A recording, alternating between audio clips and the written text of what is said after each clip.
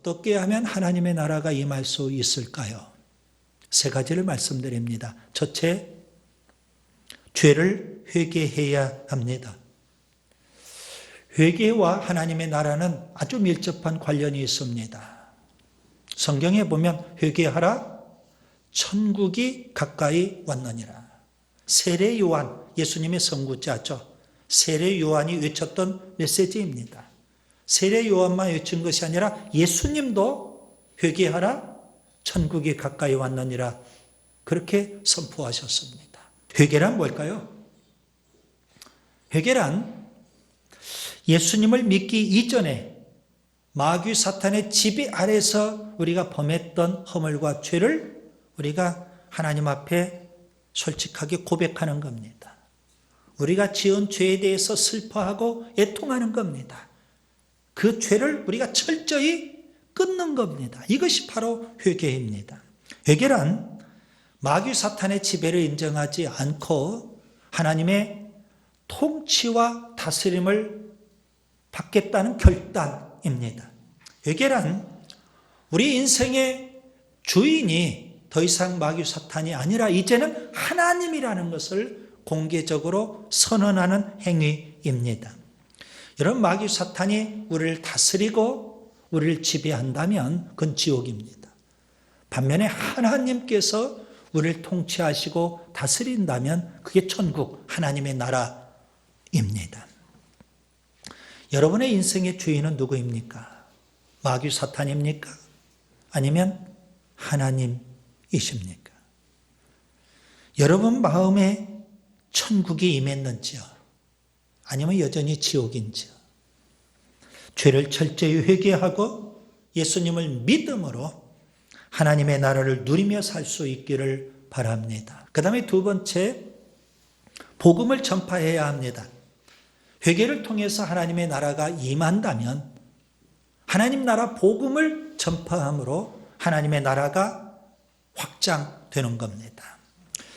하나님의 나라는 예수님 공생의 3년 동안 예수님의 설교의 주제였습니다. 하나님의 나라에 대해서 예수님은 설교하셨거든요. 가르쳐 주셨거든요. 예수님 십자가에 죽으시고 부활하신 다음에 40일 동안 이 땅에 계셨죠. 그때도 여전히 예수님은 하나님 나라에 대해서 가르치셨습니다. 예수님은 왜 이렇게 하나님 나라 복음을 전하는 일에 열심을 다하셨을까요? 예수님이 이 땅에 오신 목적이 바로 하나님 나라 복음에 있었기 때문입니다.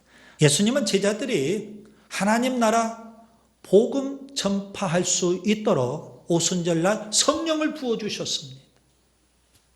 그 성령을 받고 제자들이 그제서야 비로소 이제 관심을 바꾸죠. 이스라엘 나라 회복이 아니라 하나님 나라에 관심을 갖습니다. 그리고 하나님 나라 복음을 전파하기 시작하죠. 사도행전에 보면 하나님 나라 복음이 지리적으로 얼마나 확장되어 가는지를 잘 보여주고 있습니다.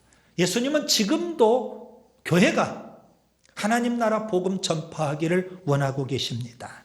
교회는 세상에 하나님 나라가 이렇다는 것을 보여줘야 됩니다. 그러면서 하나님 나라 복음을 열심히 전해야 되는 겁니다. 셋째, 재림을 사모해야 합니다. 하나님의 나라는 마지막 날 예수님의 재림으로 완성이 되는 겁니다. 그날이 오기까지 우리는 주기도문을 통해서 하나님 나라가 임하기를 계속 기도하고 있는 겁니다. 마태복음 24장 14절, 이 천국 복음이 모든 민족에게 증언되기 위하여 온 세상에 전파되리니 그제야 끝이 오리라. 하나님의 나라 복음이 땅 끝까지 전해질 때 그때 세상 끝이 온다는 말씀입니다. 요한계시록 22장 20절, 내가 진실로 속히 오리라. 주님은 그렇게 말씀하십니다. 예수님 재림이 멀지 않습니다. 속히 오리라. 주님은 말씀하신 대로 반드시 속히 오시는 줄 믿습니다. 예수님은 온 세상을 심판하기 위해서 반드시 재림하십니다. 예수님은 하나님의 백성을 하나님의 나라로 인도하시기 위해서 반드시 재림하십니다. 주기도문을 통해서 하나님의 나라가 임하기를 간절히 기도하는 자들을 위해서 예수님은 반드시 재림하시는 겁니다. 여러분, 교회 안에는 알곡과 가라지가 분명히 있습니다. 양과 염소가 분명히 있어요. 예수님 재림하시면 주님은 알곡과 가라지를, 양과 염소를 분명 구별하실 겁니다. 여러분은 알곡인지요, 가라지인지요? 여러분은 하나님의 나라를 소망하고 계시는지요? 예수님의 재림을 사모하고 계시는지요? 만약 오늘이 마지막이라면 어떻게 하실 겁니까? 예수님의 재림을 간절히 사모하고 하나님의 나라를 소망하며 살아야 하는 줄 믿습니다.